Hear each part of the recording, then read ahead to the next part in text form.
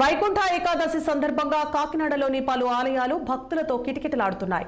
తెల్లవారుజాము నుండి భక్తులు ఉత్తర ద్వార దర్శనం చేసుకుంటున్నారు. కాకినాడ రూరల్ చీడిగలో శ్రీ దశావతార వెంకటేశ్వర స్వామి వారి ఆలయానికి భక్తులు పోటెత్తారు. ఇక స్వామివారిని దర్శించుకోవడానికి బారులు తీరారు. భక్తులకు ఎటువంటి అంతరాయం కలగకుండా ఆలయ నిర్వాహకులు ప్రత్యేక ఏర్పాట్లు చేశారు. దర్శనం అనంతరం భక్తులకు తీర్థ ప్రసాదాలు అందించారు. ఈ రోజు వైకుంఠ ఏకాదశి అనగా ముక్కోటి ఏకాదశి. ఈ ముక్కోటి ఏకాదశి రోజున స్వామివారిని కనుక ఉత్తర ద్వారం నుంచి కనుక దర్శించుకుంటే కనుక సాక్షాత్తు వైకుంఠంలో శ్రీమన్నారాయణని దర్శించుకున్న పుణ్య ఫలితం కలుగుతుంది. కనుక ఈరోజు ఉదయం 4:30 నుంచి స్వామివారిని భక్తులు ఉత్తర ద్వారం నుంచి దర్శించుకుంటున్నారు.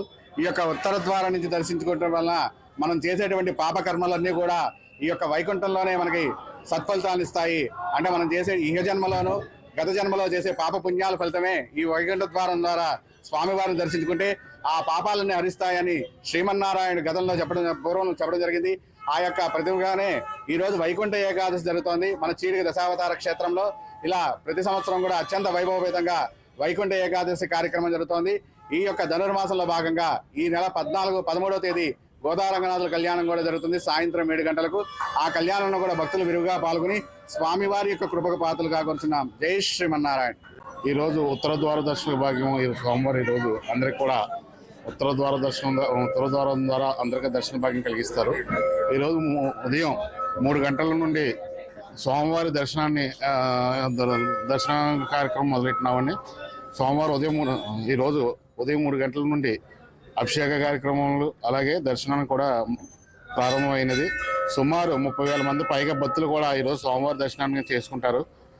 భక్తులకు ఎటువంటి ఇబ్బందులు లేకుండా ఎటువంటి అపశృతులు జరగకుండా క్యూలైన్లు కట్టుబడి భక్తులకు అందరూ కూడా మా కమిటీ వారు అందరూ దగ్గర ఉండి పర్యవేక్షిస్తూ ప్రతి ఒక్క భక్తుల్ని కూడా అందరికి కూడా దర్శన భాగం కలిగేలాగా మా కమిటీ వారు చూసుకుంటున్నారండి.